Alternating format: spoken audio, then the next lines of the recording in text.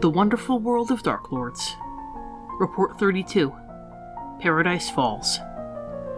The mesa of Paradise Falls reaches such dizzying heights that I emerged from the mist into a patch of low-hanging cloud. The wind keened through the rock formations on the mesa's surface, which loomed threateningly in the gloom. I had heard tales of the dazzling beauty of Paradise Falls, but at that moment, I thought the blighted landscape of Keening would have been equally attractive. As I attempted to get my bearings, the cloud passed, and the mesa was bathed in sunlight, transforming what had seemed like desolate badlands into a breathtaking forest of stone. Spires and buttes towered above me like mighty trees, and I could make out a maze of canyon paths on a lower stretch of the mesa. But most beautiful of all were the falls that gave the mesa its name, cascading down its sheer face and vanishing behind the tree line thousands of feet below. The falls were so massive that they deceived the eye, for nothing so large could be far away. It seemed as though I could walk from one edge of the mesa to the other in a single day. Of course, this was an illusion. Not only is Paradise Falls larger than it first appears, although still one of the smaller domains on my itinerary, but the dangers of the landscape and its inhabitants make travel a difficult prospect.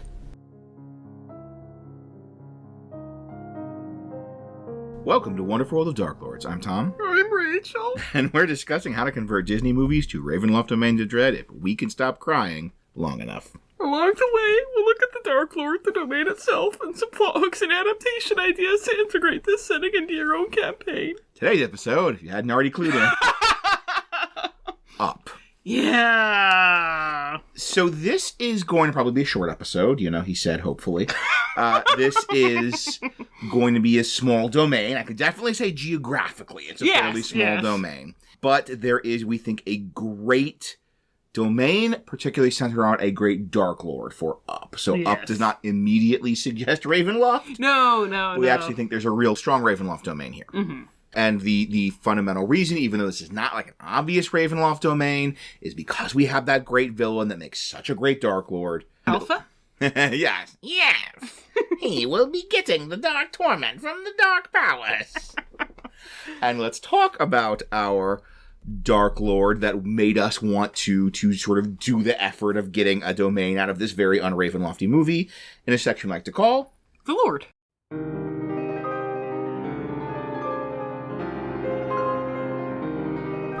The Lord. Paradise Falls has only one human inhabitant, Charles Muntz, a renowned artificer and explorer who has traveled from the peak of Mount Naiad to the very heart of the wildlands with only his faithful dogs for aid. His fame is so great that it is difficult to separate fact from fiction. I was informed by his most ardent admirers, primarily elves, dwarves, and other long-lived peoples, for most of the humans who would have remembered him have long since succumbed to old age, that Muntz and his airship have summited Blutspur's twin mountains, delved into the heart of the Shadow Rift, and escaped alive from Necropolis. The latter two would be impressive feats indeed, seeing as how Muntz vanished in disgrace decades before those two domains existed. The scandal surrounding Muntz began when he returned from Paradise Falls with his greatest discovery, the bones of a bird-like creature that appeared to be a primitive relative of the coatl, the eggs of which had miraculous properties. Although this was initially hailed as a monumental find, the wizards and scientists who studied the bones found no sign of magical or celestial auras, and several even suggested that Muntz had fabricated the skeleton by cobbling together the remains of multiple creatures from the falls. A humiliated Muntz swore that he would go back to the falls and would not return without a live specimen. That was nearly a century ago, and no one has heard from Muntz since. I was certain the Muntz had died in the interim, if not from some danger of the falls, then simply from age. I would later learn, however, that the miraculous properties of the bird's eggs included tremendous longevity. Muntz is still alive, searching for the bird from his airship and attended on by his dogs. The decades have curdled his quest for the bird into an obsession, and his paranoia has made him more dangerous than any natural hazards the falls can present. So, our Darklord, not being Alpha, is of course, you probably when we said that you thought of it, is Charles Muntz. In the write-up, we are naming him Carl Mintz, similar to but legally distinct from Charles Muntz. Carl for obvious reasons, and Mintz. A lot of, I don't know if it's official, but the general assumption that a lot of people think he is named after this person, Charles Mintz, who is a historical person in the history of Disney. He was basically a distributor for the first big hit Walt Disney had, which was Oswald the Lucky Rabbit. You might be aware if you played the Epic Mickey games.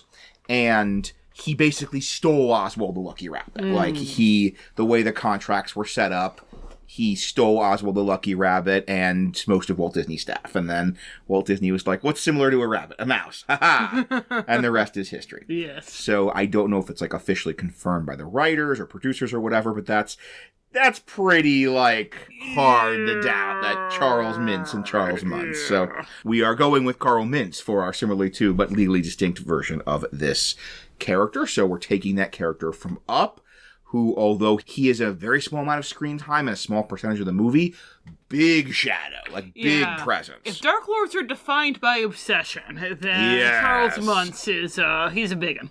So you know who Charles Muntz is, and now you know who Charles Mintz is. And now you're going to learn who Carl Mintz is, but you might not know what a Darklord is. So, Rachel, what is a Darklord? Well, a Darklord is an evil being who commits some kind of act of ultimate darkness that causes the dark powers to say, why, hello, new friend, we want to play with you forever. And so they pluck that evil being up and they place them in a domain which is a special hell tailor-made just for them. There are some great Darklords, there are some not-so-great Darklords, so we are going to get into the 4 qualities that separate the Strahd von Zaroviches from the Emsari von Karkov. It's a jungle domain. We're going to pick on I know, it's our go-to, yeah. It's like, on the one hand, I try to shake things up so that I'm not bullying Uruk von Karkov all the time. On the other hand, he's the Darklord of a jungle domain. He was the Darklord of a jungle domain, and... So, the parallels. Yes. The parallels. So we're going to talk about the 4 qualities that separate those 2 Vons from each other. And the first quality is that act of ultimate darkness. They don't just become a Darklord by attrition, unlike Uruk von Karkov. They do some specific evil thing that draws the dark powers' attention. And in Strahd's case, it was killing his brother because he wanted to get with his brother's fiancée. Our second element is what they call Van Richten's Guide to Ravenloft the Torment. Because we're a Disney podcast, we call it They Got What They Wanted, They Lost What They Had. Real easy for months. And in Strahd's case, it's congratulations, your brother's out of the way, you have eternal youth, so you're not too old for Tatiana anymore, but you're too Strahd for Tatiana, and you always will be. Our third element is an element of tragedy or relatability. They're not just evil for the sake of being evil, there's something about them that makes us wince in sympathy. And in Strahd's case, it's that unrequited love sucks. And then our final element is that the domain reflects the Darklord and their curse in some way. Strahd is the Darklord of spooky Gothic Transylvania land. He is not the Darklord of a jungle in South America. Full of exotic birds. Full of exotic birds. That'd be pretty cool. That'd be something, yeah. And it also reflects that curse of loneliness, so that it's a boring mud slump. There's nobody to be an intellectual equal to him, even if he were to get over Tatiana. It's boring, and he's stuck there. So a Darklord as a character is someone, as Rachel kind of said before, a Darklord is someone who is defined very much by obsession, very much by regret, very much by just in a hell of their own creation. Yeah, Strahd is defined by obsession. Aslan is defined by obsession. Just there's a lot of obsession going on. And that is right there why, even though Up is a very weird choice, we had to do Up because Charles Muntz, and whatever name we're giving him, is a character that is almost meant to be the personification of obsession. Yes. That he is... not being able to let things go. I practically don't need to do this part. Like, if Rachel was going through those qualities of a good Darklord, you were probably like, check, check. Yes. Just in case this is like Scar. It's like right out of the good. We don't have to do a thing. So first, our act of ultimate darkness. And there's a pretty obvious one, which is killing people, which I love the movie, like... It's subtly, but so clear. Yeah. That he has, like, murdered multiple totally innocent people because he is so paranoid that someone's trying to steal his discovery. Yes. That someone's trying to steal his bird. If Carl were the Darklord, his act of ultimate darkness would be calling Doug a bad dog. Yes! Moral Event Horizon. And so the first one, I believe they said was a surveyor making a map. Yeah. So he was doing his thing. He was trying to get Kevin. He was trying to get the Beast of Paradise Falls. And this perfectly just innocent surveyor comes along. So wants to come and make a map of Paradise Falls. And he gets murdered. We were thinking he has the line about the rocky labyrinth that Kevin goes into. And he says, like, I've lost so many dogs. But, like, this feels even worse because this is just indefensible. Yeah. That, like, we touched on this before. the act of ultimate darkness doesn't necessarily need to be the worst objectively moral thing they do, but it has to be crossing a particular line for them. And even, like, with the I've lost so many dogs, we were discussing it, that, like, Charles Muntz, you know, he's too old now, but you get the sense that back in the day he wasn't afraid to get his hands dirty. Yeah. I would not be at all surprised if he was right in there in the Rocky Labyrinth with the dogs, looking for the bird, putting himself at risk.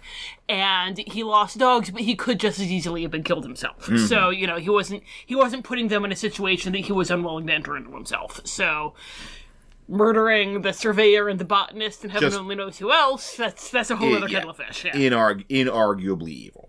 Then we have the torment. They got what they wanted, they lost what they had. He got what he wanted. He is like here, and he made that oath. It is almost a dark Fey pact binding oath. Yeah. I will not return home without the bird. And we mentioned in the Home Alone episode, of all things, we mentioned the movie Night Watch, where the plot twist is that the lady cursed herself. Yes. And this is Charles Muntz cursed himself. Yes.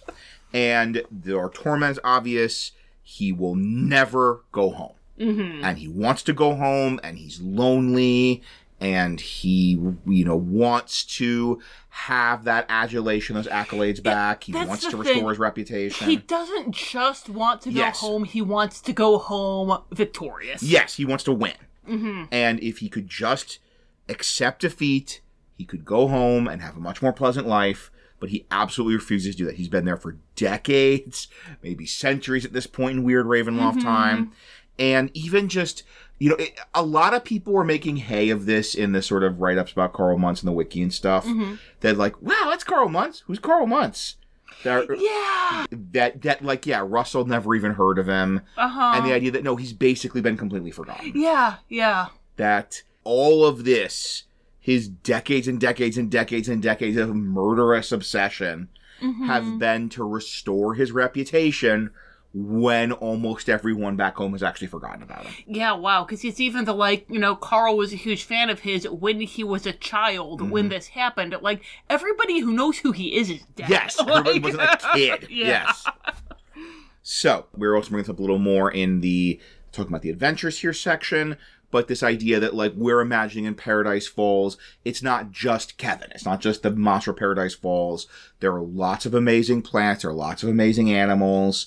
If he were to just, collect a lot of specimens, he could return home in some kind of triumph. But no, they said he lied, and he is just going to squat in hell until he can prove them wrong. Yeah. And he never will. And this is even, getting a little bit into the domain reflecting the Darklord. The Dark Powers are deliberately putting a ton of cool stuff in Paradise Falls. Because they want to give him an out that they know he'll never take. They love doing that. Yes, they do. The old Peter Pan. So then we're to the element of tragedy and relatability. This is a lot easier than Judge Doom. Gosh, yes. Which, or even King Kashakim, which is what is tragic and relatable about being a genocidal racist. Guy, yeah. Yes, our last couple have not been very tragic relatable. This is a very tragic and relatable. Yeah. Because fundamentally, he was wronged. The bird is real. He was called a liar and a cheat and a faker, and it is wrong. He did, this is all authentic. He was slandered, he was wronged, and we all can kind of feel for that. We can all kind of feel for you, how upset you would be if people said you lied about something, and like how desperate, how obsessive you could get about, no, I'm going to show that. I'm going to show them I wasn't lying. I'm going to show them I was telling the truth. And I think part of this is, he's really supposed to be the dark mirror for Carl. Yeah. So he has to have that deep level. Unlike Judge Doom or King Kashakim, as a character, or Jacob Marley, we are supposed to feel great empathy and great sympathy for Charles Muntz because he's supposed to be that dark mirror for Carl, and we're invested in Carl. And even for, he has literal pet the dog moments. He has dogs, and, He sends them into the labyrinth to die and everything, but it's because that's their job and they're working dogs. He's not mwahaha, I will kill my dogs. Or even thinking about it with the labyrinth thing, and then he stopped. He tried. Yeah. But now he's not doing it anymore. He's not spending their lives willy-nilly. He's not, he tried many times, but he has accepted defeat, that he can't go and navigate the rocky labyrinth. And So you have that correlatability of we all know what it's like to be wronged. We can all imagine how furious and how obsessive we could get if we were lied about. And also just, as part of that dark mirror of Carl, I have written here, I've written many times in relation to the Dark Lords, sunk cost fallacy is a hell of a drug. Letting that past loss define your life. Having this loss, this bad thing happen to you that then just defines the entire rest of your life. The reason this movie's amazing is that's such a relatable human thing. Gosh, yes. Like, we can all imagine being Carl. I'm sorry, I'm just laughing because I am 520 pages into a not very good 700-page book. I can absolutely sympathize with the sunk cost fallacy. But then I'll have read it. So that we can sympathize with that same sunk cost fallacy, that same we can all imagine doubling down like that. The Dark Lord double down. Saying, Dark like, Lord double down. I don't care how long it takes, I'm going to prove I'm right. Yeah. And then finally we have the domain reflecting the Dark Lord's personality or curse.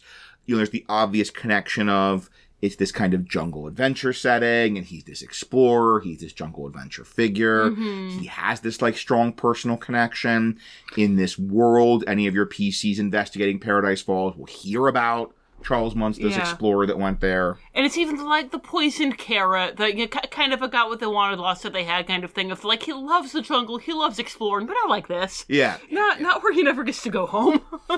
And the labyrinth that kind of is, that because this is a well-made movie, you have a lot of that physical representation of the symbolism, which is perfect for us. That's what a Dark Lord's supposed to be. And indeed a Gothic setting is supposed to be. Yes. That there is this maze, and once you get in, you can't get out, and you're trapped there, and that's kind of his life. Yeah. You're sort of trapped there chasing the bird, but you'll never find it, and you'll never escape. And that, like, part of Paradise Falls is kind of a metaphor for the last, 70 years of his life. Yeah. Because he's like 30-ish, maybe 40-ish when he leaves. The vast majority of his life, he's been at Paradise Falls, hunting this bird. With no company except dogs. With dogs, yes. And I love dogs, but still. Yeah. I know, and I know some people who be that sounds like threatening them with a good time. But it makes an excellent symbol of his mind, of his inner reality. And that's exactly what we want in a Gothic setting, in a Dark Lord Ravenloft domain. The world, the setting is an expression of the Dark Lord's inner reality. And now let's talk a bit about his outer reality. Let's talk about how we are imagining him, writing him up as a character. So he has a base stat block, I figure, pretty easy one here, Scout. Yeah, yes. Once again, easier than Judge Doom. Yeah, easier than Judge Doom, yeah. Easier than King Keshingham. Yeah. But, so he is a scout, he is, a skilled tracker, skilled hunter, skilled combatant. He's a pretty high-level ranger. He also does have artificer levels in terms of PC, that he is this very talented artificer. He designed the Spirit of Adventure, he designed the automatic doggy washer, he designed the collars that the dogs talk, he designed the little fighter planes with squeaky bone activation. It's like, Charles Muntz just needs to... What he really needs to do is come back to the wider world and make adaptation devices. Yes! Because he's clearly really good at it. We would, like, in a normal kind of setting, we need some kind of longevity thing. We don't, because it's Ravenloft, and there's all the weird stuff with time, and the fact that many of the Dark Lords canonically are like 200 years old. Yeah, like, even in 2nd and 3rd edition, before it was, like, officially a Groundhog Day thing, you had, like, Vlad Dracov, 80-year-old warlord. Yes! So. 80-year-old Prima Nocta warlord. Yeah. You can potentially make that a plot point if you want to sort of de-emphasize that, or if you do want a bit more of an in-canon explanation. And wasn't there like a there was there was going to be a deleted thing where he's trying to get Kevin's eggs, because the eggs can actually give longevity, and that was sort of built in this is why he's still alive. This is why when this little boy who loved him is an old man, and he is seems about the same age. And is more spry. Yeah, he's more spry. Like he's clearly in better shape than Carl is. And so then they cut that, they wanted to focus on other stuff, and they're like, do we really need to explain him? It's like, what? He's old. Can't wave him. Who knows? But yeah, you could have the eggs, or you could even have, like we mentioned, potentially Paradise Falls having special unique plants. There could be some kind of special plant that he can use for longevity. So if you really need to have, I wouldn't put this in the darklord powers because it's just part of the setting.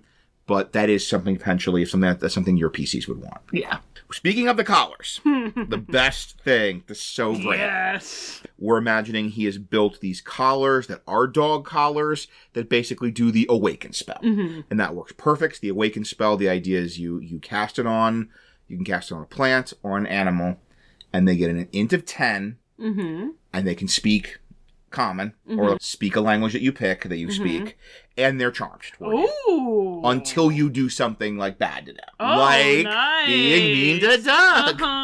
It all works. So all's coming together. Yeah, we don't even need to come up with anything special. No, it can just be as simple as he has learned how to manufacture collars that have the awaken spell.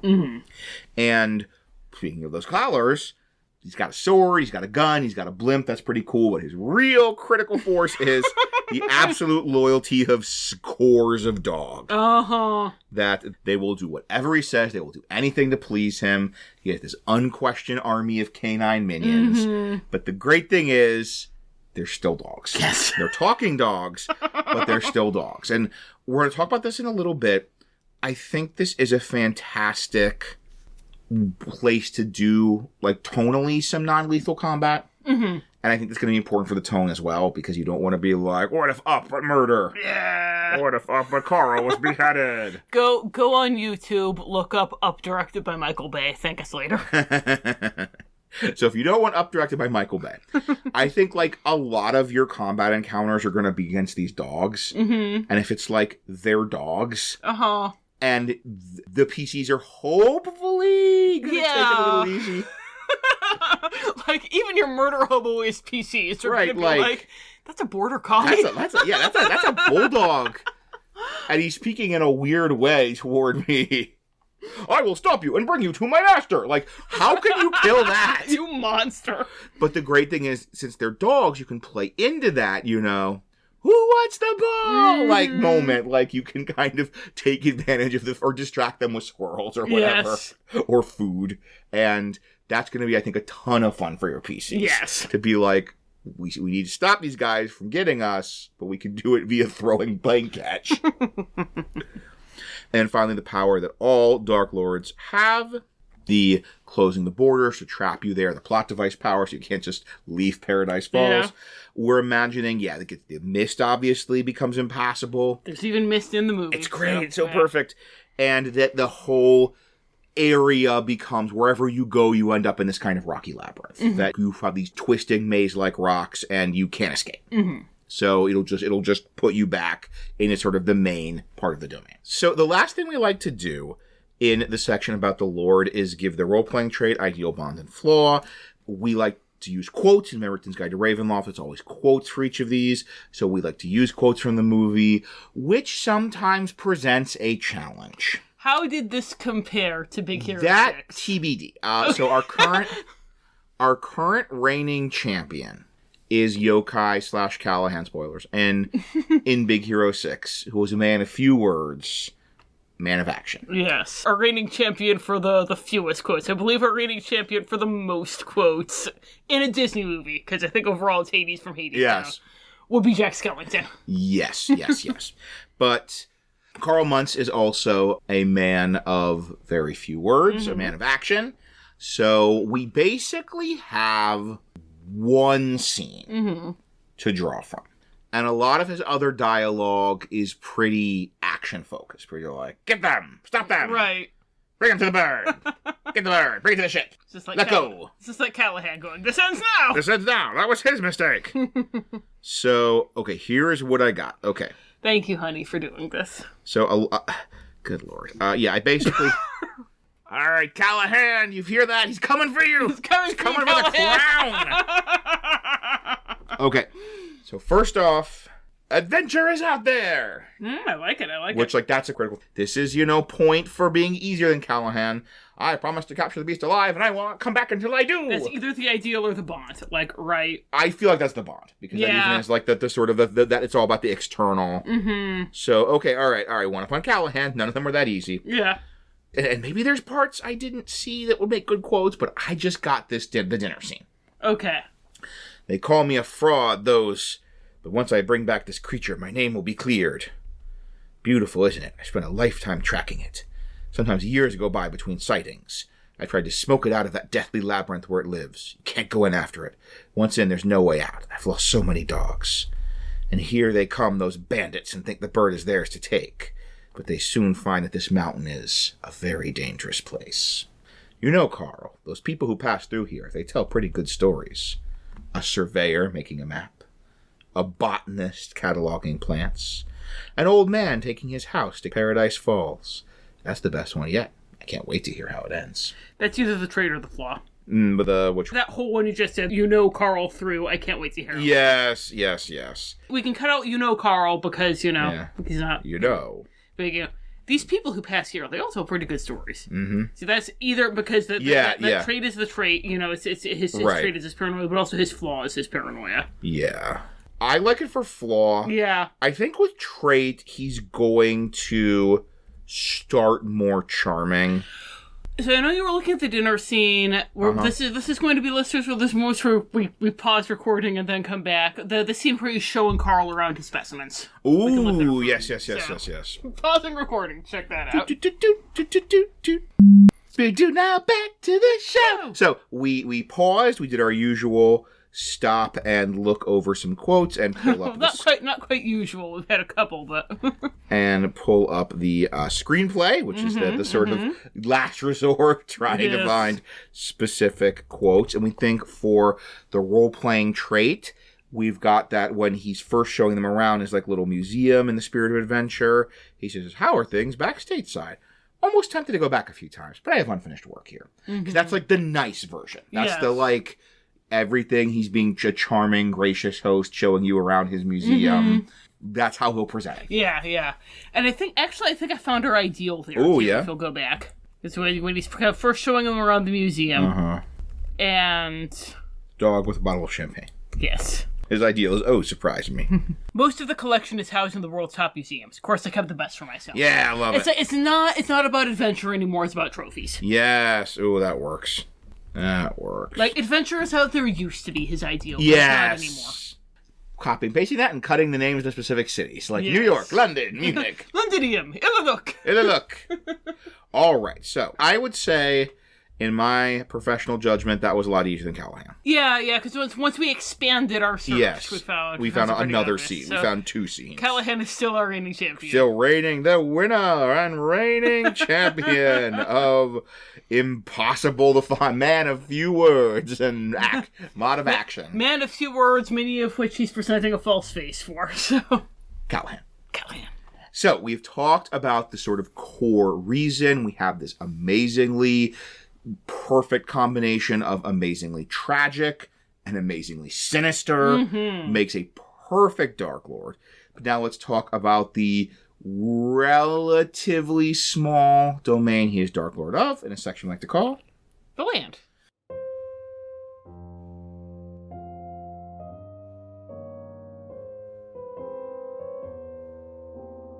The Land.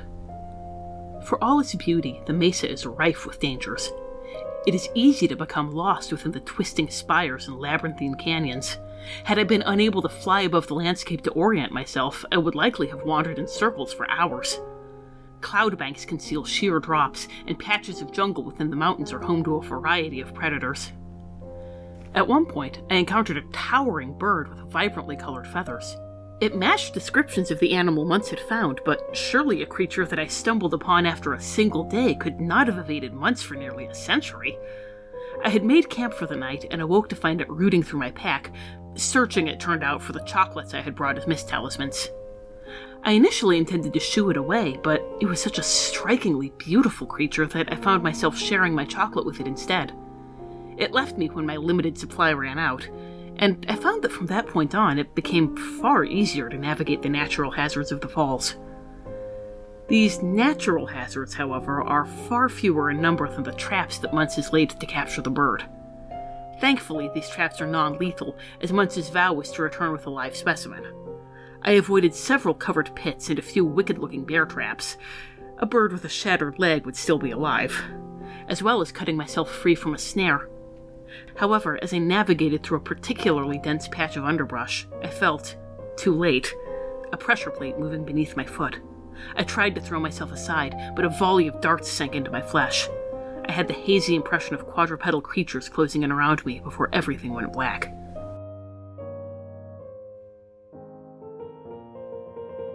So our land is Paradise Falls, which, lucky for me, there are a couple of real places in the world called Paradise Falls. Yeah! So I am 90% sure I'll be okay calling the domain Paradise Falls and the DM's Guild write-up. Mm-hmm. I won't get like a takedown. If I have to, I think I'm going to call it Elysium Falls. But I'm hoping Paradise Falls will be generic enough. Yes. It's incidentally, dear listeners, there is a Paradise Falls in California. This is based on Angel Falls in Venezuela. So the fictional Paradise Falls is in Venezuela, and the fictional Angel Falls, home of the Power Rangers, is in California. So it's wheels within wheels. So Paradise Falls, the fictional thing in Venezuela and up, not a real place in California, and a real place in California, is a large crescent-shaped plateau. And the nice thing is, it's like a big space, but it's a very isolated space. Yes. And that's even sort of part of the idea that this is, it says the Paradise Falls and Land Lost in Time. The opening newsreel says something about a lot of unique flora and fauna, which is drawing a lot from, I believe, The Lost World. Yeah. And just once again, a lot, back to our Atlantis episode, a lot of that Jules Verne, Edgar Rice Burroughs, old-timey explorer boys adventure story that, like, is deep in the Disney DNA. Yeah, I mean, even, like, so my parents are huge birders, and they're big into ecotourism and, like, just going to various places for, you know, to see the birds in those places. And they went on a trip to Texas during the eclipse, which was great because, you know, Texas was cloudy for the eclipse, as those of you who also went there for the eclipse know, but they were like, that's fine, we get to see birds here. Yep. And they did have the experience of, like, there is this one mountain in Texas that is the only place in the world that this certain bird lives. Yeah, yeah. So, like, you know, you do have these places where, like, there is a specific mountain, and they have never flown off this mountain, and they can't deal with lower altitude, so this is the only place where they are. So this, you know, other than how wacky Kevin is, all of this makes perfect sense. Yeah. And it is very isolated. There's lots of unique plants and animals. It's a great place to maybe bring in some of the weird plants and animals. We'll talk about this more, some more possibilities for stuff you get from 5e. And it's very isolated. The terrain is treacherous. So, like, some parts of it are very dense jungle. Some parts of it are more like sandy, rocky, you know, cliffs and rocks and things like that. And either way, you've got all the normal hazards of moving through a plateau, moving through rocks, moving through jungle. And we also have all the traps months to set. So, like, you know, we have that first time we see Kevin, he's running and all these traps are going off. Yeah.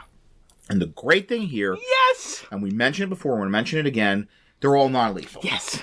It's so great for adventures. It's like this was designed for PCs. This was designed for PCs because you can have all these traps and you, the DM, don't have to feel kid glovesy at all. Like, you can be as mean as you want with the traps because they are non-lethal because he's going to bring the bird back alive. Yes. So that's his bond. Yes. Speaking of, so we have a number of unique plants and animals, and one of those unique animals is, of course, Kevin. The foremost of those unique animals. The monster of Paradise Falls. The beast of Paradise Falls. The legendary monster of Paradise Falls. And we are imagining that Kevin is not just a really weird, unique bird, but it actually is kind of a local nature spirit. That, you know, Kevin sort of is such a weird thing to say, is kind of a personification of nature, personification of the whole ecosystem. Yeah, because the challenge with Kevin was that, like, in Up, the minute you, as a viewer, see Kevin, you're like, oh wow, this is something so beautiful and unique, and she needs to be cherished and treasured and protected. And, like, the fact that Charles Muntz just sees her as a trophy to bring back, or even that Carl Fredricksen just sees her as a nuisance to be dismissed, are signs of their moral feelings. Yes. Because she is just such a transcendently beautiful and unique creature. This is Dungeons and Dragons. Yes. Your PCs might have seen literal dragons. Yes, or literal unicorns. Or literal unicorns. So we had to do something to kind of translate that over, to be explaining why Kevin and, all the birds of her kind are special, and what Charles Muntz is doing is almost obscenity. Mm-hmm. And it's also great 'cause it's like the sort of nature spirit, but that could also be an instrument of torment. This is why it's an instrument of torment, that like the land itself won't let him capture Kevin. Won't let Charles Muntz capture Kevin. The land will always stop him as part of that torment. And that can be something the PCs can get involved with as well. Is that this idea that like how they treat Kevin, how they treat the monster of Paradise Falls, the bird, is going to affect how nature treats them. Yes. If they are being friendly, if they are being helpful, if they are helping Kevin escape, then things are going to go right for them.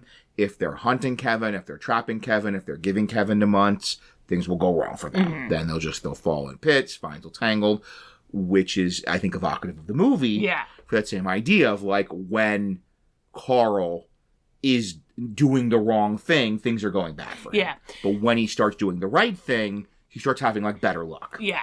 And even like, we'll talk about this more later, but like when Carl first meets Kevin and he's trying to run her off, she starts being hostile toward him, and then Russell is able to talk her down. And that could even like, if you want there to be kind of like an element of danger, like not necessarily combat, but like an element of danger to Kevin, then it could be this like, if your PCs aren't careful around her, then things might go badly for them if she decides that they're not her friends. So that's the kind of plateau Paradise Falls in general. And then we have not a lot of noteworthy features. It's a very like undefined location. That's why we figured this episode would be short. And it seems to be so far so good.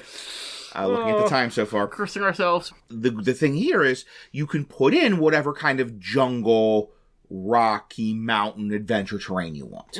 If you wanted to have like a bunch of thermal geysers. I use this example of like if somebody told you there was a deleted scene where they go through a bunch of like hot springs or geysers or like thermal vents. You'd be like, yep, checks out. Or like they go by, there's a volcano somewhere. You'd be like, yep, checks out. Like I absolutely buy that there's a geyser scene on the cutting room floor. And so whatever wilderness adventure, wilderness encounter you want to have does fit this setting. This is kind of supposed to be the wilderness. The wilderness which must be explored. Caw-caw. Rar. Or even like, it wouldn't be fitting in Up because Up is more of a science fiction movie than a fantasy movie. As weird as that is to say, but it's all accomplished through tech. But like in a D&D fantasy version of Up, like living plants that they run into would be totally in tandem with the feel of the movie. Absolutely, yeah. Well, you have two specific areas to give you over. And one, and they're two that are sort of essential for this plot we're developing about Charles Muntz, about his hunt for Kevin. And the first is, of course, the spirit of adventure. That this is this giant, this palatial Zeppelin.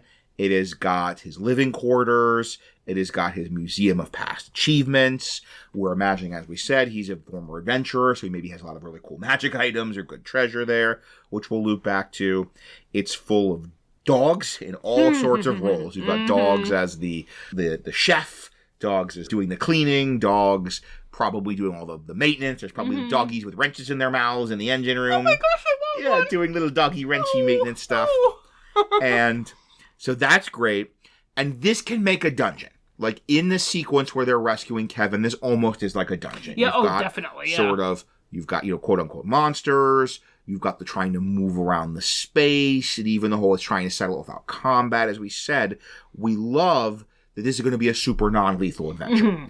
And that, once again, you might be able to get through the dungeon by throwing a ball. Yeah.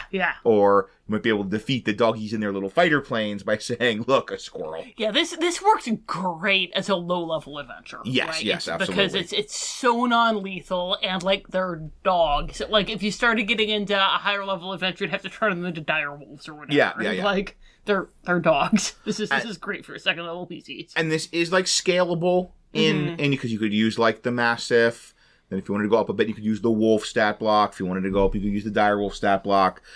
But as it's going to, I think, especially well with low-level adventures. Especially because, as we said, this is so non-lethal, and it really, like, it's going to be evocative of Up to encourage really creative problem solving. Yes. So, like, no, we don't roll initiative and start punching the dogs. Because we're not monsters, I hope. Or even just, like, we don't roll initiative and cast hypnotic patterns so that the dogs are all staring at the hypnotic pattern and drooling while we go by. Yeah, There are plenty of non-lethal ways for higher-level PCs to take out the dogs, and lower-level PCs don't have those options. The great thing is it can also take off, so you can have kind of an aerial element to the dungeon. You can have the climbing around the sides. There's a danger of falling. We were trying to think what was a good equivalent of fighter planes, and I'm so proud of this. Yes, it's great. Flying carpets. Dogs on flying carpets. So your PCs are climbing up the ladder on the side of the Zeppelin, hanging on for dear life, and doggies and flying carpets are going to be zooming around, just blasting them with wands of sleep. Yes, because they're shooting darts at them in the movie. It kind of sounds lethal. Maybe the wand shaped like a bone. Yes. And they like bite it, and it fires the sleep spell. So, Spirit Adventure, great dungeon setting, really lots of cool stuff there. They could even like get treasure. You know, Carl sort of gets treasure at the end. He does. But even your PCs who don't get to leave the story with a Zeppelin can at least like leave the story with some of the artifacts that Charles Muntz found. And our other location is pretty critical for the story is the Rocky Labyrinth. That this, you know, Muntz described as impossible. You get in, you don't get out. It's impossible to navigate. We are imagining that if Kevin's helping you, if she's there on your side, you can. Yeah, she knows how to get through the labyrinth, and she'll help you through. And this is another one of those, their labyrinth sort of represents nature. And if you are being good to this nature spirit, then the labyrinth will not be as dangerous, as treacherous, as impossible for you to navigate. And the great thing, this is important, the labyrinth is the safe zone. Yeah. So we have that whole, when Kevin first gets caught, it's that whole, like, oh, we're almost to the labyrinth. We can just get Kevin into that labyrinth, Kevin's safe. Yeah, it's kind of like the Man Village. Yes, exactly, in Jungle Book, yeah. So, and that could be for Kevin, or depending on how your story goes, it could be for your PCs. It could be if we, the PCs, we're being chased by dogs on flying carpets shooting sleep spells at us. But if we can just get into that rocky labyrinth, we're safe. Yeah, as long as we've been nice to Kevin. If not, Kevin's going to let us fry. And speaking of Kevin, we touched on this a little bit, why we chose the nature spirit, because it makes sense plot-wise and also symbolism-wise. You might not want to do a specific weird bird. Yeah. Because D&D does give you a lot more options. I was actually thinking maybe like a unicorn, because that's almost kind of what Kevin's supposed to be in the story. Yeah. But the thing I thought was a form of coatl. Yes, and I think definitely. If I were running this, I would run Kevin as, I'm calling it, proto-coatl. Because in the core monster manual, coatl are these like sentient creatures. They're people. Kevin's not that. They're smarter than humans. Smarter than humans, yeah. And so it's kind of a proto-coatl. You know, Kevin is to regular coatl as ape is to human, as chimpanzee is to human. That this is a more animal-like coatl, but you get the beauty, you get the magic, this is a very like important sort of spiritual creature, and you even get some of the visual signifiers. Yes, the brilliantly colored feathers, and yeah. So we have talked about, you have this wonderful in Paradise Falls, this wonderful kind of adventure, exploration, wilderness setting that you could put almost any kind of wilderness encounter you want. We have a specific Zeppelin dungeon. We have a safe zone for you to get to. But what are your PCs doing moving around those wilderness encounters, that dungeon, that safe zone? Rachel, what do you do with it? Well, if in the first 10 minutes of the first session they're not crying, they're doing it right.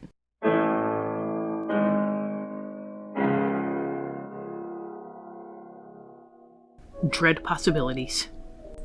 When I came to my senses, I found myself being borne along on the backs of several dozen dogs. Not only were these dogs moving along with clear organization and purpose, but they were speaking to each other in a grammatically bizarre dialect of common. Their collars glowed faintly as they spoke, and eldritch sight revealed a strong aura of transmutation magic. My initial wild thoughts of an unusual lycanthrope subspecies gave way to the far more plausible theory that Muntz had awakened his beloved dogs. The dogs delivered me to an airship bearing the legend The Spirit of Adventure, and an old man who could only be Charles Muntz descended the gangplank to greet me. I explained to him that I was conducting a survey of various domains, and had inadvertently triggered one of his traps. His response was cordial, but I could see a glimmer of suspicion in his eyes as he invited me into the airship. Muntz gave me a brief tour of various trophies he had acquired during his adventures, including what he swore was a fang from the Tarrasque, but his mood darkened as he steered the topic of conversation to the elusive bird. He informed me that many trespassers had come to Paradise Falls attempting to steal the glory of his discovery from beneath his very nose, often pretending that they were visiting on some other business. He gave me a pointed look as he said this, and I assured him that Paradise Falls was not the first or even the 30th domain that I had visited. If I'd had any interest in his bird, surely I would not have waited so long to seek it out. I showed him souvenirs from my own travels in an attempt to mollify him, reaching out as one explorer to another, and I could see him softening. He asked if I could help his dogs navigate the rocky labyrinth, and I readily agreed, anything to calm his paranoia for a moment. When he requested a demonstration of my magic so that he would know I was a true magic user rather than some charlatan attempting to inveigle access to his resources and his bird, I obliged with minor illusion, intending to show him some vision from Neverland to prove that I was as well-traveled as I claimed.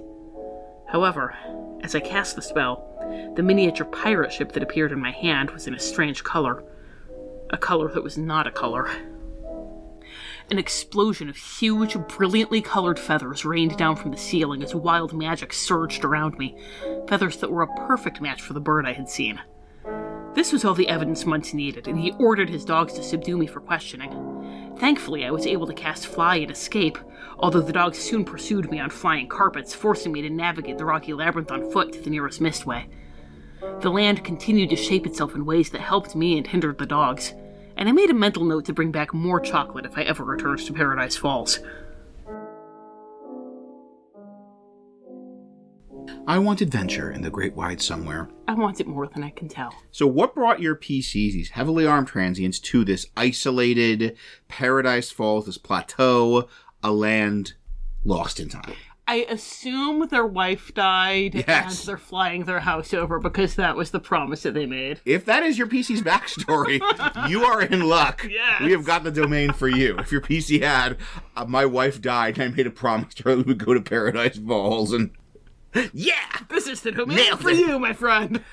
But there's always the possibility, of course, that they just drifted in there with the mist and it actually kind of would fit what we see with Carl in the balloon house. It is just almost sort of magically drift into Paradise Falls. This could be especially good if they have an airship. Yeah. Because I know that's a very common thing sometimes to give PCs an airship. And if they have an airship, then it just gets really, really cloudy. They have that kind of coming to Paradise Falls experience, which is so Ravenlofty of it's so cloudy they can't see anything. And then they see these like silhouettes like towers and then realize they're on this plateau. But if you do decide to go that route, for reasons we'll discuss in a minute, it is crucial that it's pretty much the minute they get there, they have a goal that they need to go to. But let's say it's not just the random drifting of the astral winds.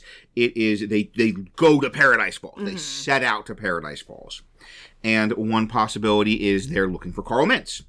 We mentioned he is this experienced veteran adventurer. And we go to this well so much. It's so useful. Like, there's a specific magic item, a specific piece of treasure, and they track it to Carl Mintz, and like he was the adventurer that discovered the Crown of Command, and had it on the Spirit of Adventure, and then disappeared to Paradise Falls. Because like we see the Spirit of Adventure, he's got his trophy. Yes, exactly. So it is absolutely in keeping with the movie that he has a gazillion MacGuffins for your PCs. Yeah, so it could just be that like they're after some item, and when they trace the provenance of the item, it's the last person to have it, the person that rescued it from the Tomb of Annihilation or whatever it was, Carl Mintz. He absolutely was an adventurer. Like, that adventure's out there. It's out there. That thing that I am is out there. And so he rescued it from the Vault of Doom, and it was on his airship, and his airship was last known location with Paradise Falls. Which, once again, any PC group I feel like is going to be like, oh, okay, let's go to Paradise Falls. Totally.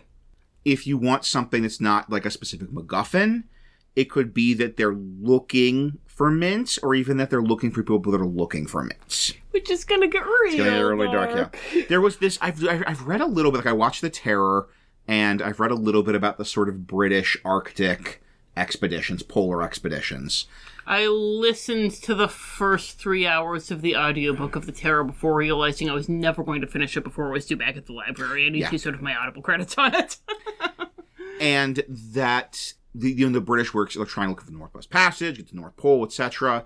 But there was kind of a weird sunk cost fallacy of like a lot of times to be sending expeditions to look for the previous expeditions that never returned. So you have like, the Shackleton expedition disappeared, so we're sending this other expedition.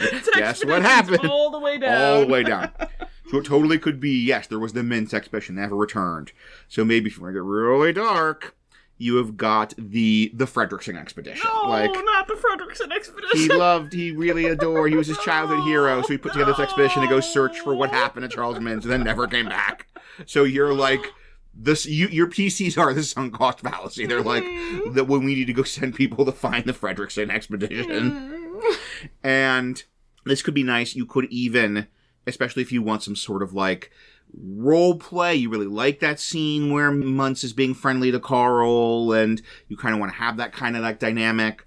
It could even be that he says the monster Paradise Falls killed them. Yeah. Like, yes, the Frederickson expedition came through and the monster killed them. So he kind of trying to recruit the PCs to help him capture this beast. Yeah, and even if you don't want Muntz to be doing that, then you could get, like, a couple glimpses of Kevin here and there, like, oh, there's this monster lurking in the labyrinth. Yes. And even, especially since he's hostile to Carl in the beginning, like, if your PCs aren't making Russell-like overtures to him, maybe he's hostile to them, too, and you could be, like, dropping some hints that, oh, this is the thing that killed him.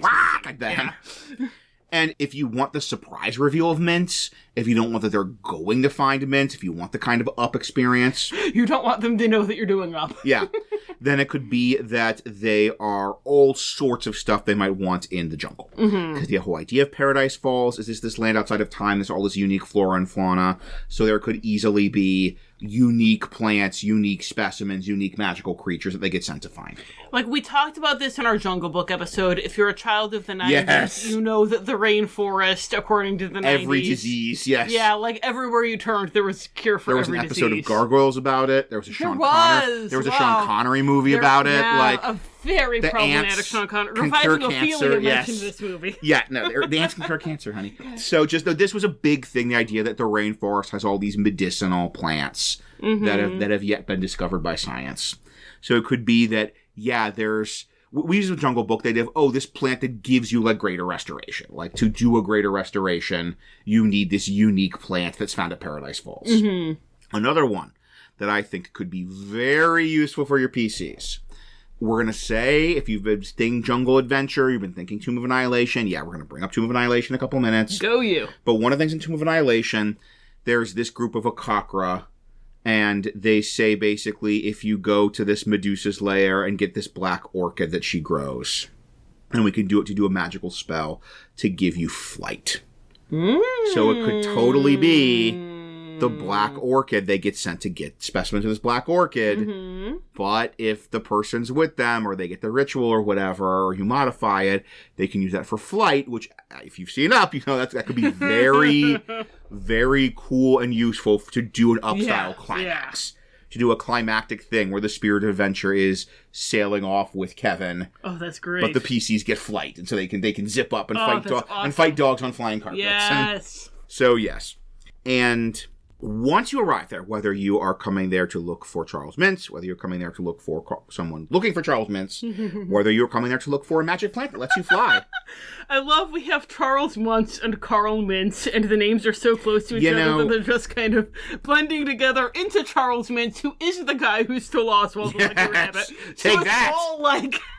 Take that, Charles Mintz. Ouroboros. Yes. References. You know what I mean. I cannot be bothered to keep this straight. I know. Yeah, they're like 4 letters off. Yeah. So, whatever the reason, your PCs arrive at this plateau, they arrive at Paradise Falls, and first off, there is the hazards of the jungle, the hazards of terrain. Once again, Tomb of Annihilation is a great thing for this. It gives you terrain hazards, rules for things like thirst, rules if you really want to dig into that jungle expedition. A lot of our Jungle Book stuff applies to this. Yeah. You mentioned Tomb of Annihilation then. It also has, once kind of hostile monkeys, sonic blasts, or four-armed gorillas, or, venom-shooting plants, or carnivorous plants, or, there's a lot of usable monster stat blocks in Tomb of Annihilation. Since it's the land forgotten by time, if you're going with 2E, 3E Ravenloft, where everything is kind of gothic, this is your chance to finally bring in dinosaurs. Yes! I mean, that's sort of like, what was the Lost World. Yeah, exactly. This is like the Lost World, the Conan Doyle story. Oh, okay. It was a plateau. Oh, what? And I it was a thought plateau. it was Hollow Earth. Oh, cool. I'm pretty sure it was a plateau with dinosaurs. And so once again, this is like that core we've mentioned. Up does tap into a lot of that core sort of like Edgar Rice Burroughs, Arthur Conan Doyle, Jules Verne, kind of like... I'm probably thinking because of Journey to the Center of the Earth, I'm probably conflating them. Turn of the century adventure stories. Mm-hmm. And so, yeah, absolutely. Like you know, it doesn't quite fit up, but this is a great place to have dinosaurs. Yes. Like I have, in order to keep things from being ridiculously immersion breaking when I run 3E, I have the rule that, like, druids can only wild shape into animals that they have a context for. Mm-hmm. And if you have a similar homebrew rule... Yeah. This is your opportunity to give your druids the ability to wild shape into dinosaurs. Like, druid can finally become a T-Rex. Mm-hmm, as all druids want to do. But yeah, dinosaurs don't quite fit up, but there's so much part of that root adventure stories. Mm-hmm. So, I mean, Gothic horror also doesn't fit up. So by bringing it into Ravenloft in the first place, in terms of the overall story, I didn't really make this connection until we had this Disney Atlas thing. There are these really cool, like, you know, fancy maps of Disney things, and they showed up and they showed Paradise Falls, and the realization that, like, no, it's always moving forward. Like, Carl starts on one end of the plateau, he needs to get to the other, that it's a movie about forward momentum. That he's always, like, almost every step of the way, he is moving toward the other end of Paradise Falls.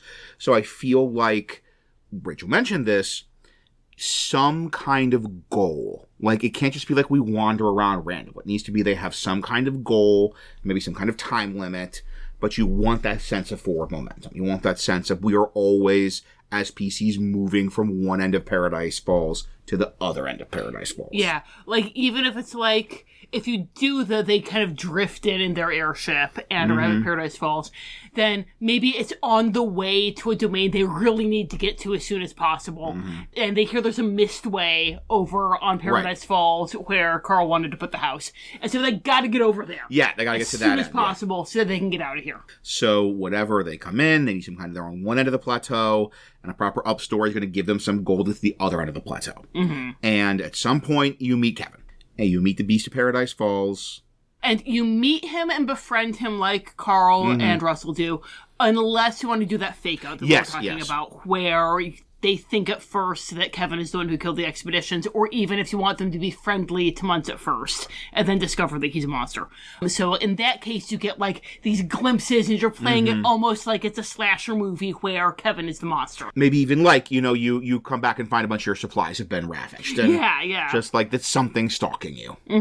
Slasher movie's a good analogy. Thank you. Possible spoilers for Genres 4. And what a weird potential thing. Like, we're not there yet, dear listener, so we can't say that we're going to say up and slasher movie in the same, like, sentence, but maybe we will. Stay tuned. We will.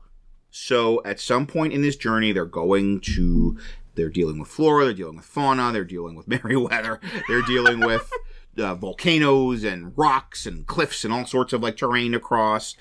At some point, they meet Mintz. And if they've bonded with Kevin, he gets dark pretty quick. Like, if they let slip, they've bonded with the Beast from Paradise Falls, the bird, the coatl, he gets dark pretty quick. Even just from, like, a procedural plot perspective, there's not going to be any question of who the villain is if you know that Kevin is a good guy. Yes, that's a very good point, And if not, then he might play very charming and try to recruit them for help. And try to, like, get them to capture the bird for him so that he can then bring it back.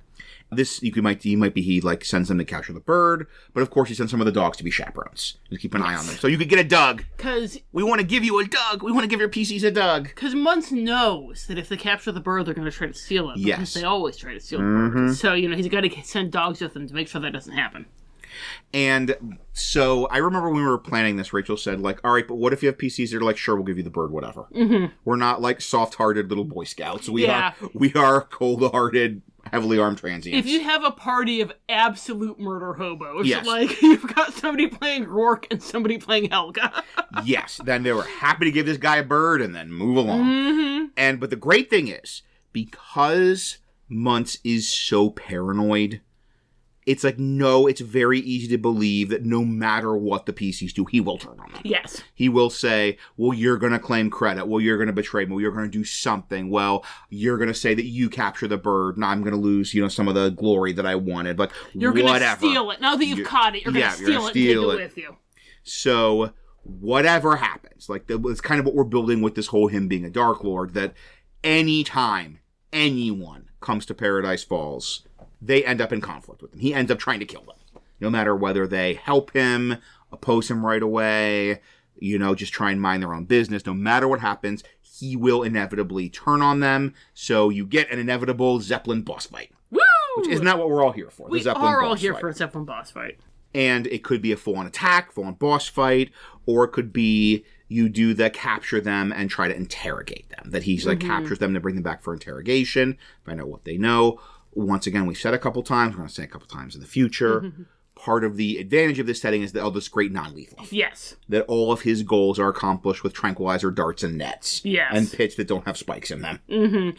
Like, you get that, like, even if he had figured out that Carl and Russell had encountered Kevin right from the beginning, he might have tried to, like, take them in and question them about Kevin's whereabouts. Yeah. And that could be who your PCs are.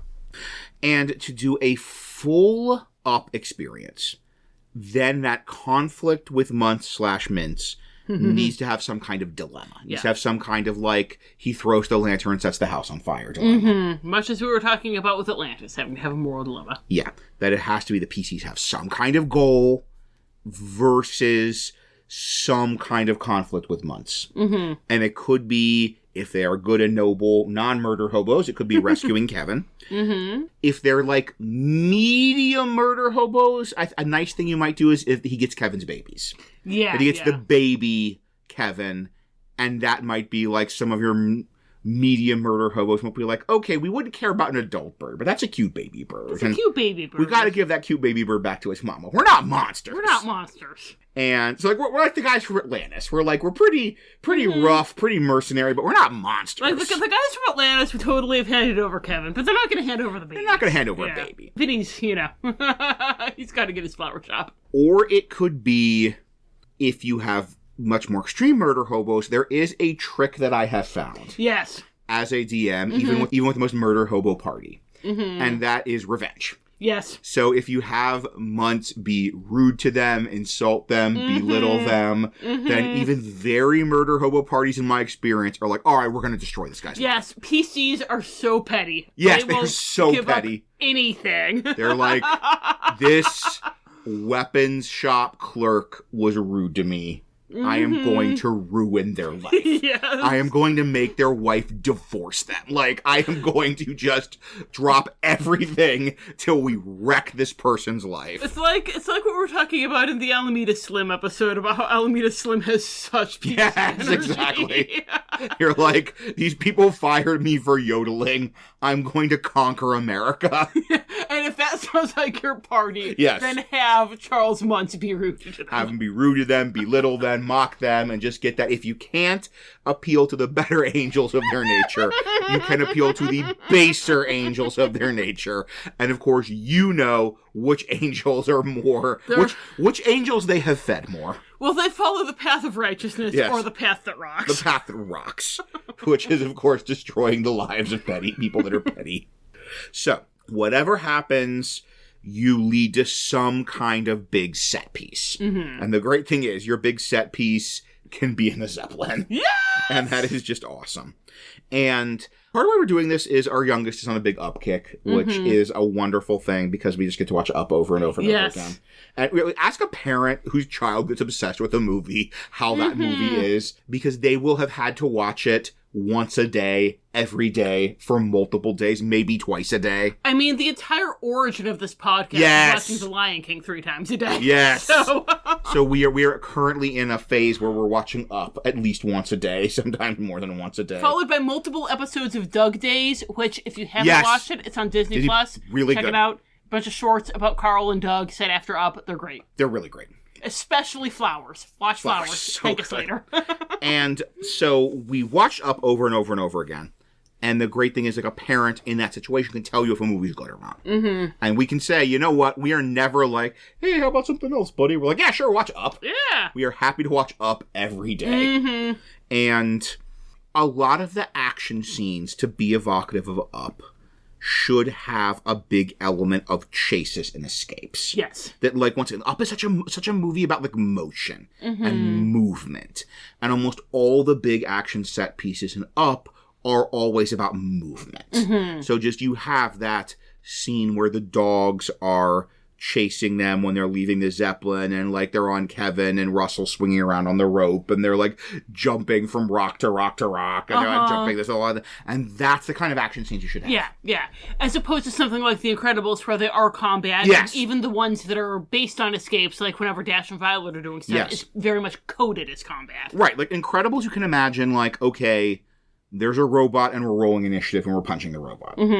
Whereas Up, it's like, no, Up is not like, we're in a big room and we're rolling initiative. Yeah. Combat should be a part of the wider, more skill challengey chase scene. And there are, of course, chase scene rules in the DMG. Both the 2014 and 2024 DMGs have chase rules. And I think this is one setting where I would make heavy use of those chase rules. Yes. And if you're doing the like, oh, it's a slasher movie, we're being stopped by the beast from the labyrinth, there are two ways to play that. And one is if you just want to kind of like straightforwardly have it be this dilemma and they don't know who's good and who's bad until later on. In which case you want to play it close to the chest. You don't want to have the signifiers. You don't want to have all the dogs. You don't want to have the Zeppelin. And that's kind of if you're doing an adventure inspired by Up. Yes. Or you could have that they're going through the labyrinth and things are disappearing from their supplies, or they're being stalked by this creature, and then they get led to this big Zeppelin full of talking dogs and holy potatoes. We're doing Up. Like, there's going to be a balloon house somewhere. Like, and that's kind of the most evocative, because that's what happens to Carl. Yeah. He's just there, and so they're like, oh, wow, it's Charles Muntz. And your PCs could have that, oh, wow, it's Charles Muntz moment, but it's, oh, wow, it's Up. So, I think there's a really strong adventure here that has a good structure, but also a lot of variability. And now we are going to talk about different spins you can put in an adventure, because maybe you have players that are like our son, who are like, this is not Atlantis. This is not like, I'm a little skeptical. Or good Lord, help us, Who Framed Roger Rabbit. Which we haven't let our youngest watch yet. I am like a little skeptical there are any 6-year-olds where Atlantis the Lost Empire is their favorite movie. I bet there are many 6-year-olds where Up is their favorite movie. Because dogs. It's got dogs and it's funny and Kevin is great. Stop, you dogs. And also, you could potentially have a table full of adult players who have ugly cried multiple times during the first time they saw this movie, and get sniffly every time they watch every freaking time the adventure book. Like the first 10 minutes I've become immune to pretty much. Yeah. If I don't think too hard about it. But the adventure book, every time. So, whether you have child players that love the comedy and the action, or whether you have adult players that love ugly crying, thanks for the adventure, and now go have a new one. Then let's talk about how you could modify for those players in our Dread Possibilities section. So we always do Dread Possibilities start with younger players, the aging down section. If you have a table of 8-year-olds, 9-year-olds, 10-year-olds, 11-year-olds who Up is their favorite movie, which absolutely could happen, then the big slider here is going to be Mitts/Muntz.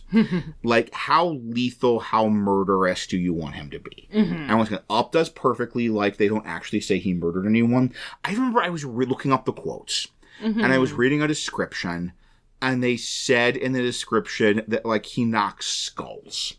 And it's so easy to remember this scene. Yeah. As skulls. But it's not. But they're not skulls. They're like hat dummies. With goggles.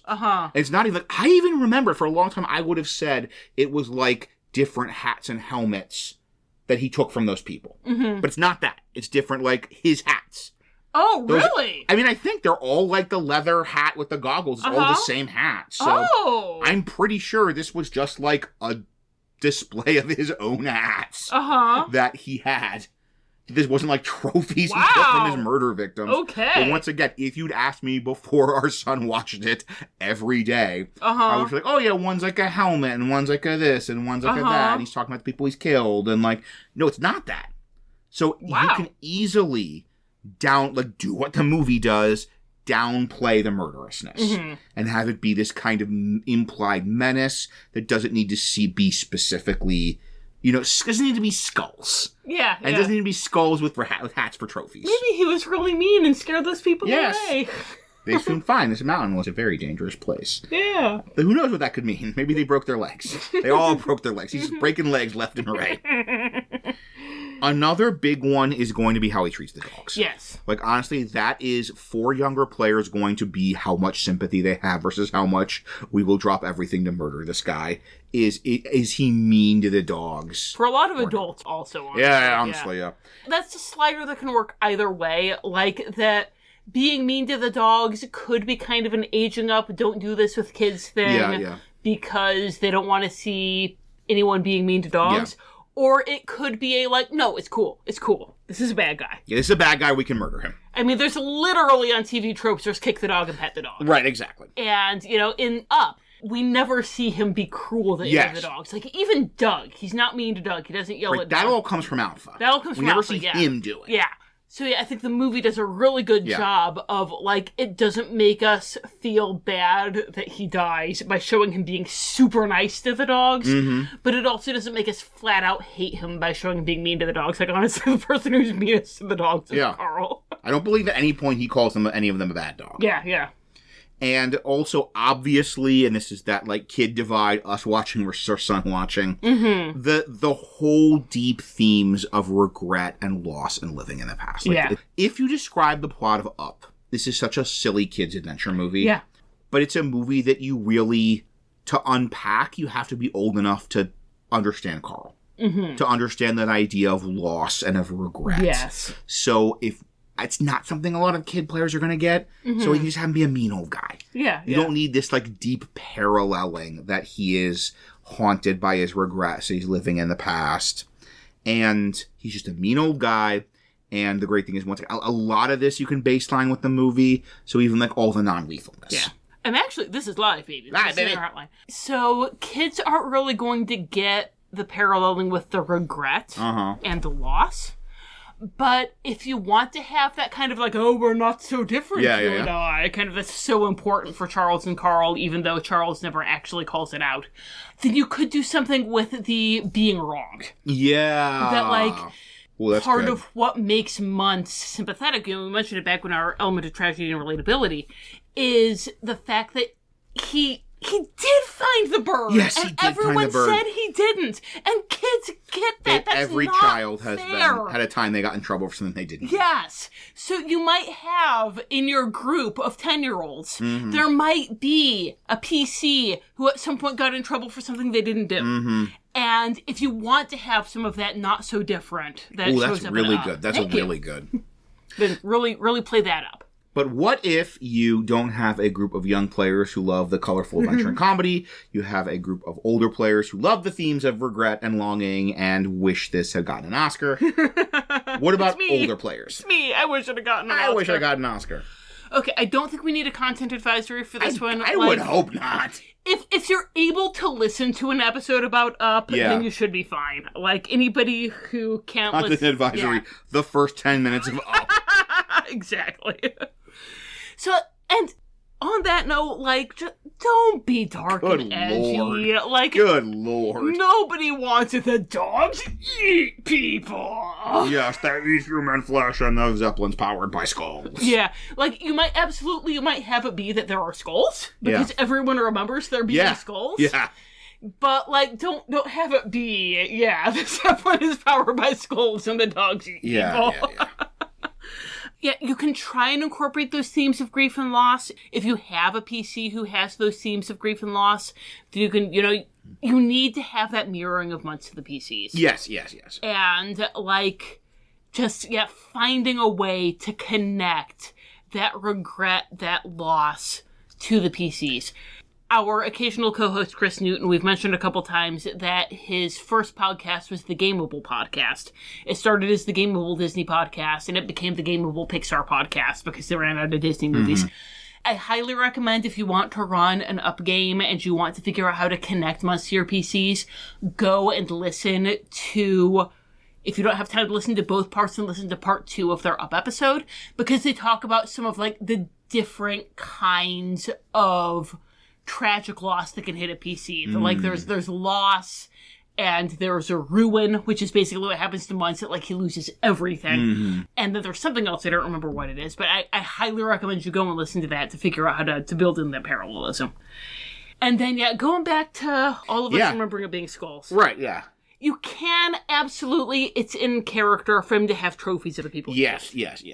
Like, he's got all of those trophies of the animals, and, like, until Tom mentioned it just now, I assumed that all of the hats and the goggles were trophies that he had taken from his victims. Yeah, no, it'd be super easy to do that exact same scene, but they actually are. One is like a miner's helmet, one is like a this, one is like a hat, one is like a... Yeah, and even if you don't want to go so far as to have them be skulls, because the PCs don't pick up on it right away as they're having dinner with them, you can have, like, the hats have the fashions of various different domains to them. And that, again, that's... A la Dee's discovery in our previous Atlantis episode.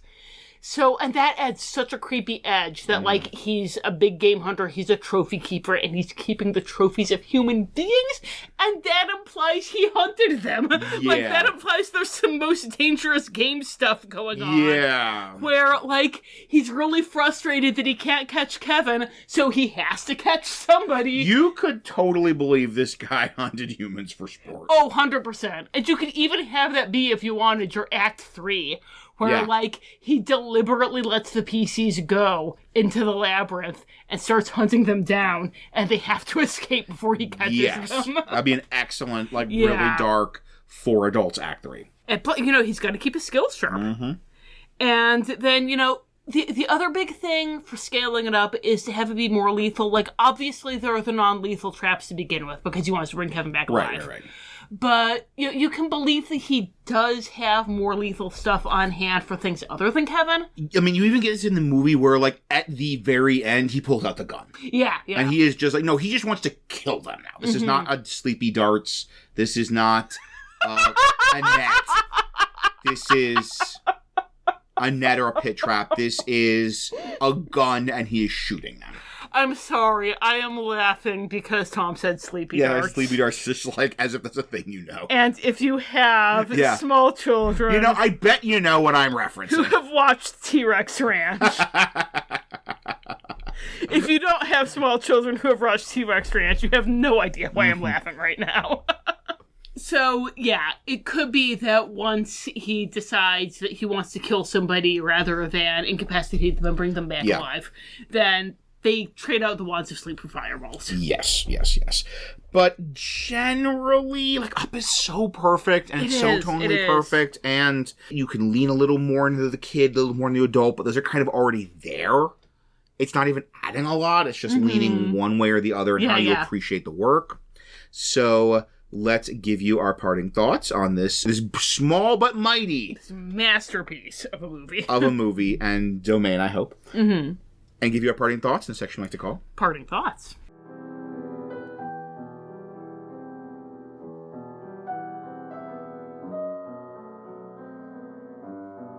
So the first thing I want to say in the Parting Thoughts section is the genre of horror. This comes from Van Richten's Guide to Ravenloft. They talk about different genres of horror, different monsters, different set pieces, different aesthetic signifiers, different plots. It's a super great part of that book. Super useful, not just for DMs, but for anyone making horror, even like horror writers, I think. And I'm struggling with this one.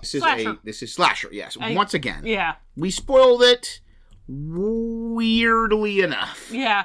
Like, we spoiled it when we were talking about Kevin. Mm-hmm. And it's like kind of the red herring of Kevin being the slasher.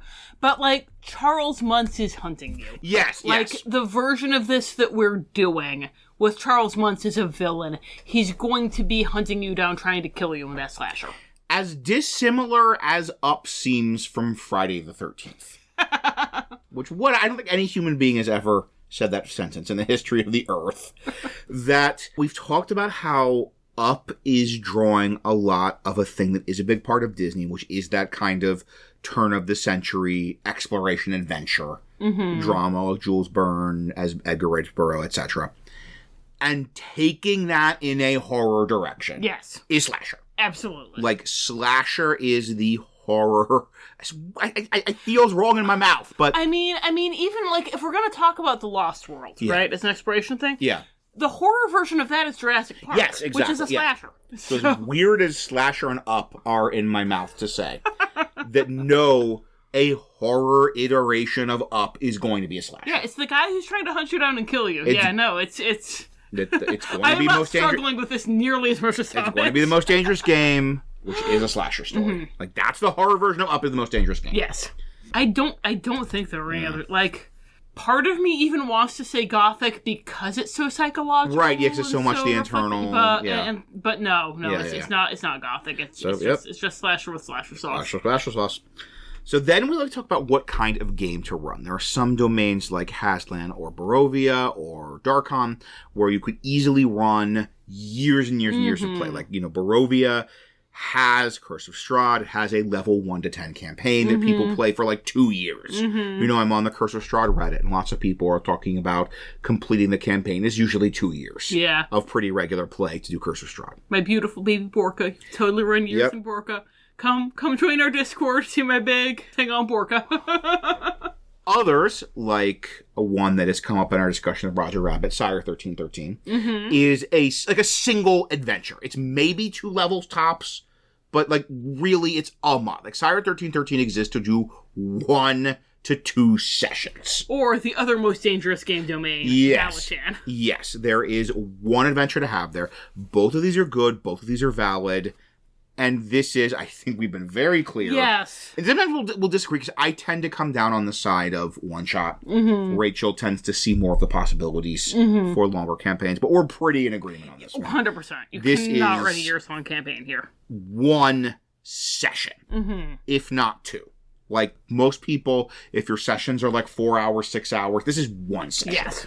If your sessions are a little shorter, this might be 2, but it is 1 adventure. There is 1 story here. And it lets you bring in a lot of classic jungle adventure, but you have that, like, everything is around Muntz and the adventure, a couple of jungle encounters, but that's the heart of it, is you meet Muntz, you see the toxic obsession, you maybe get a little, like, dark mirroring with the PCs, and then you have to do some kind of, like, rescuing Kevin. Some kind of, like, final Act 3 escape or battle with Muntz. And then you accomplish whatever goal you're there to do, and you leave Paradise Falls and go maybe to Barovia and play there for 2 years. But Barovia, Curse of Strahd, draw so much from the older material. Rachel, is there any older material you could draw from if you wanted to run Paradise Falls and Ravenloft? There's older material you can draw from, and we've already referenced. And there's also new material you can draw from, which we have also referenced. So, yeah, as mentioned, for new material, we're going to start there. For new material, there's an obvious connection to New Valachan. It's the most dangerous game domain. It's set in a jungle. Like, you can easily, if you're not planning on running New Valachan, or if you've already run it and you didn't get to do all the things with it that you wanted to do, go look at the charts, look at the encounters. Like, there's a ton of great stuff. And now, if you are running Up and you're also using some of the older material, here's how you can make those 2 fit together.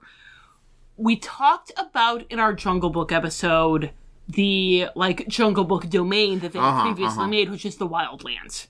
And that was, like, a jungle that was ruled over by King Crocodile, and there were intelligent animals, and humans were not welcome. And that was our big difference between the Jungle Book and the Wildlands was that we had the Man Village in ours, and that was a big part of the setting. And Muntz does not work in our Jungle Book setting because there are other people there, but he actually does work really well in the Wildlands as, like, him and King Crocodile being goads to each other.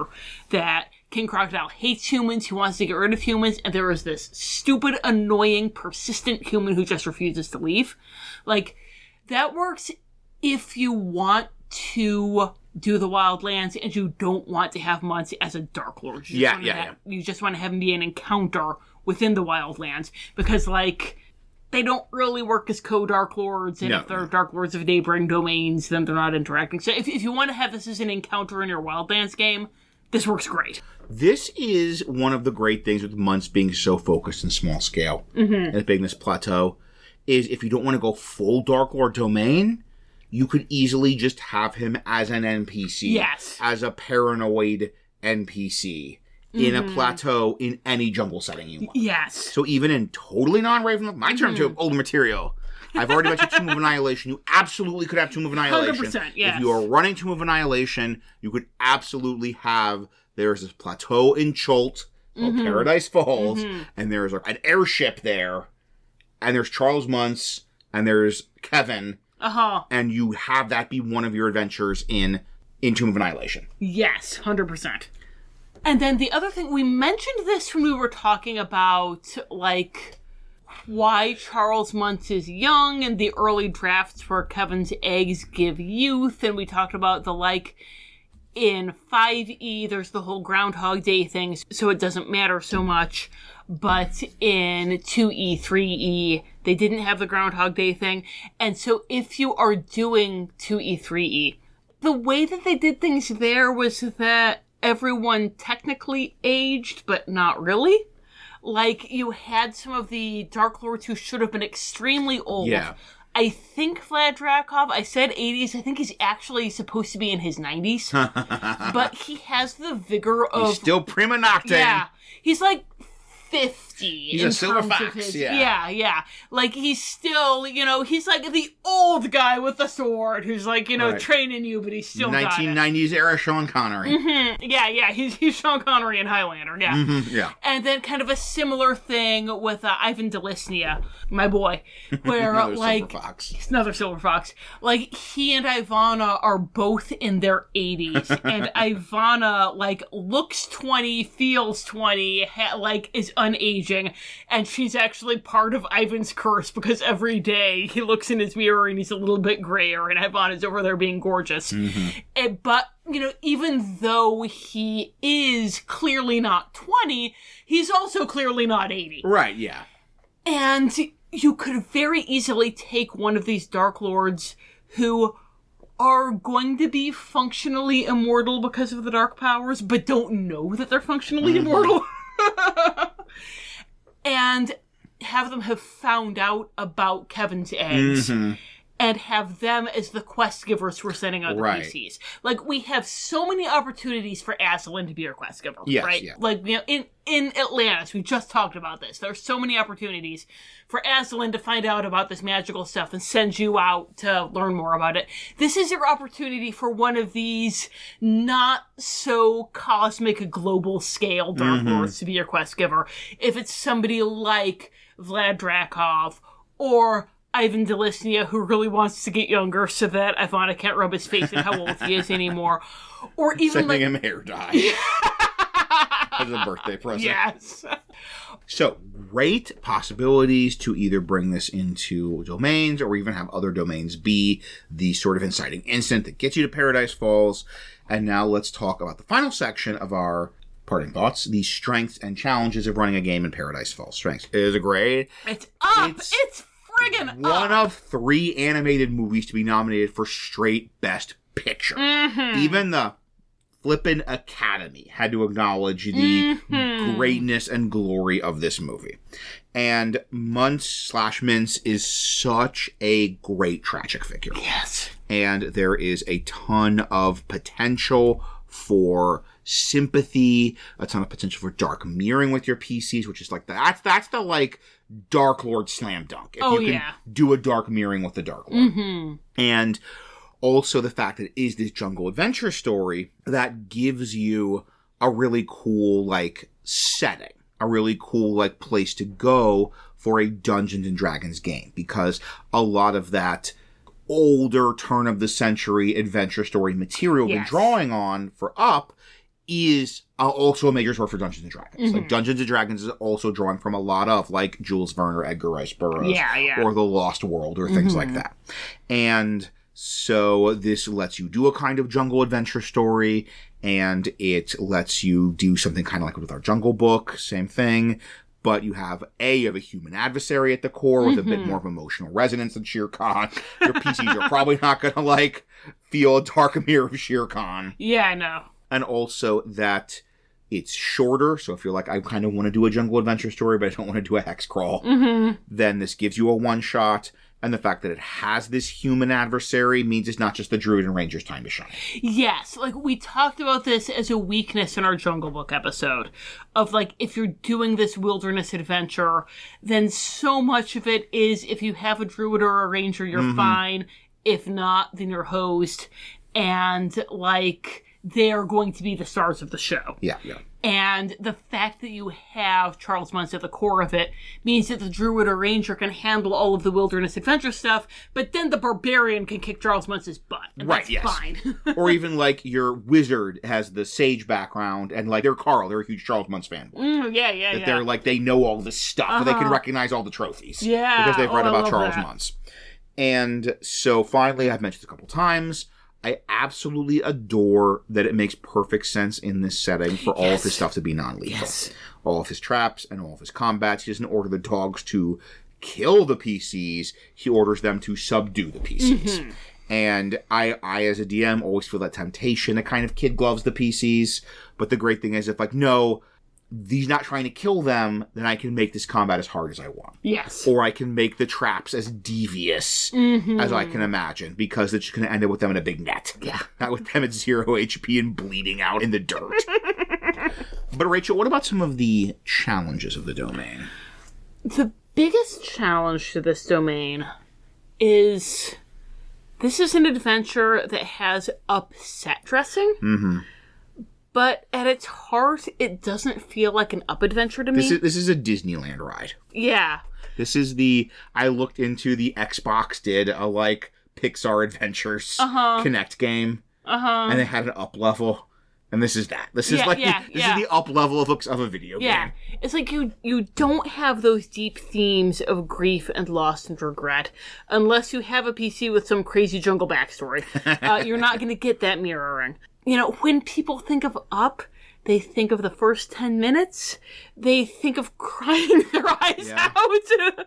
They think of the house with all the balloons. They don't think about Muntz and him sending his dog. Like, the only dog they think about is Doug. Yeah. Maybe Alpha. Yeah. So, like, all of the stuff that we have here, even though Muntz is an amazing villain and an amazing darklord, it says something about this movie that as great of a villain and a darklord as he is, he's like the 10th most memorable thing about it. The reason Up got nominated for straight Best Picture is because of the emotional and symbolic core. Yes. And we can't give you that. No. We can give you the plot. But it did not get nominated for Best Picture because of the plot. Like, I've seen this movie so many times the past week or so. Please, if you haven't watched it in a while, go back, rewatch the scene when they first get there, and marvel at Ed Asner's delivery on "There It Is." R.I.P. Ed Asner. Right, yeah. Like, just... And we can't give you that. We can't give you Ed Asner's delivery of "There It Is." And then the thing is that even if you do have something where it super parallels, like Carl, trying to get his house there. So the example we came up with here was, I'm so sorry if you haven't seen the new Dungeons & Dragons movie, Honor Among Thieves. You're part of the problem, not part of the solution. Yeah. First up, pause right now, go watch it. It's on Amazon Prime right as of recording. But, like, Chris Pine's whole motivation is he wants to find the Tablet of Resurrection to bring his wife back. So let's say your PCs find out that the Tablet of Resurrection is in Paradise Falls. Mm-hmm. Charles Muntz has it. Yeah, Charles Muntz has it. It's one of his trophies. And they're going to go get it. And this is going to bring back, the tragic death in their backstory. And they're not going to throw that away for Kevin. They're not going to throw that away for a one-shot cute bird. Yeah. Like, they can make that work in Up because it's a movie, and also because, frankly, it's not for Kevin, it's for Russell. Yes. That Carl knows how much Kevin means to Russell, and he wants to do this for Russell. And, you're not going to get that magical alchemy in a game where one of your PCs loves Kevin so much that another PC is willing to give up the Tablet of Resurrection to make that PC happy. It's not going to happen. Up is perfect, but it's because every single piece is in perfect harmony. Yes. And we cannot give you that. Yes. And you cannot give your players that. You can never give your PCs a full Up experience. Because fundamentally, a D&D session is collaborative improv. It is still art. Mm-hmm. But that art is collaborative improv, and that's not what Up is. Up was refined, and it was collaborative, but it was refined far past the point of improv to be a perfect you in the feels machine. And you're not going to get that at the table. Yeah. And then the last thing is, it's not really a horror setting. Yeah, it sure isn't. Yeah, and every idea other than Tron all over again. Yeah. Other than Charles Muntz having skulls, every idea we had to make it more horrifying kind of made us hate ourselves. Yeah. The dogs are murder wolves, and they eat human flesh. And, if you're a non-Ravenloft GM listening to our Ravenloft podcast, just kind of for Number one, thank you. Thank Good for you. Hi. Good job. Hi. Subscribe. Welcome. Yes. Support on Patreon. But since we are a Ravenloft podcast, the fact that you can run this exact same session with no tonal differences in Faerun is a problem. It's honestly, this might work better tonally in other settings. In Faerun, in Eberron, than in Ravenloft, because it's so much not a horror setting. Yes. But I find the fact that you cannot create an experience as perfect as Up, that's not a big indictment. That's no one can create. That's that's Pixar hasn't been able to do it. Your Feywild adventure won't be as good as A Midsummer Night's Dream by frickin' William Shakespeare. So, if you want to talk about the parts of Up that made you cry, Rachel, how can they get in touch with us and tell us about what parts of Up made them cry? Well, you can email us at wonderfulworldofdarklords@gmail.com. You can find us on Facebook, Tumblr, or Patreon at Wonderful World of Darklords. If you want to get in on that Discord I mentioned, go to Patreon. And on YouTube, which our comment section there is very active, we are Wonderful World of Darklord. By the way, when you hear the preview for our next episode, if you are a new listener and you haven't gone through a whole backlog yet, and you raise your finger and say, that's not a Disney movie. No, it's not. Nope. April, in the spirit of April Fool's Day, is when we do our non-Disney movies. Yes, it is. So, just lower that finger and enjoy what's coming. Please lower that finger. And speaking of April, and speaking of the spirit of April Fools, and speaking of non-Disney movies, in April, we will be posting our poll. After our April episode drops, we will be posting our poll for our Listener's Choice episode. Hopefully 2 polls. We'll see how things do. That's on you. Yeah. Feel good or bad right now. But we have our Discord, and they have nominated, they have elected a couple of possible movies they'd like us to make domains of. They do that in March. And then April 1st, we're going to be posting that poll in all of our social medias that Rachel is just kind enough to mention. And all of you can vote. And at the end of April, we will see which has the most votes, and then that will be our November episode. Yes. We'll take whatever got the most votes, and we'll make a domain of it for our November episode for this coming year. Yes, we will. So, if you like how we adapted Up with, I believe and hope, great sensitivity intact to this absolute masterpiece of a movie, Then we have a couple of other movies, mostly horror movies, which are much easier to adapt to a Ravenloft setting than Up was. On DM's Guild, just look for Tom Kohler or search for more by this author on the write-up, which we've linked in the show notes, the write-up for Paradise Falls. And if you like how we've been aware of and sensitive to of how this might be your Up-loving children, you might want to play with them. Then we also have some resources for doing spookier horror-themed things with younger players. And then, speaking of spooky things for younger people, I have a picture book, Mother Ghost, Nursery Rhymes for Little Monsters. It's exactly what it sounds like. I also have several short stories for adults, which are available on my website, www.rachelkohler.com. None of which are about airships or talking dogs. No, I feel like a lot of them are about grief and loss. They are, yes. So, lot of Carl's. No, not so much Charles Muntz's. No. If you want to, no, not even Carl's, because he had a healthy relationship, and I don't do those. Oh, where's the fun in that? Yeah. If you want sad people with unhealthy relationships, go check out 99 Cent Dreams. Until next time, thank you for listening, and happy gaming.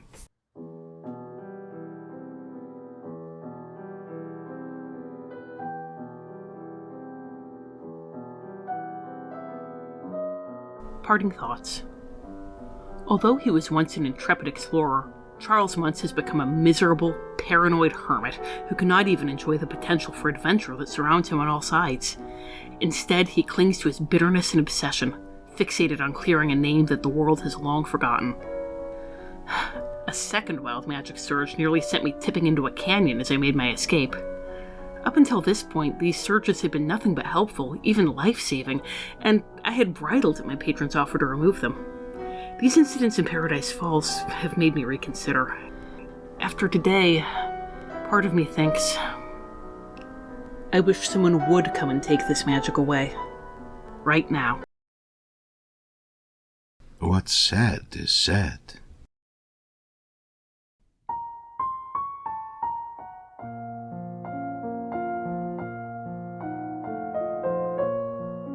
This has been The Wonderful World of Darklords.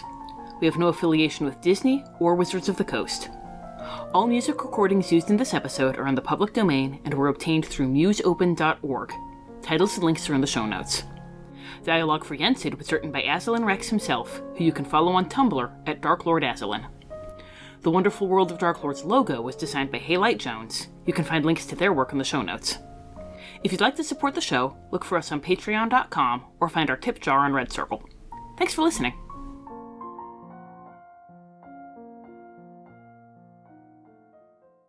Little servant, are you there? Little servant. Then yell.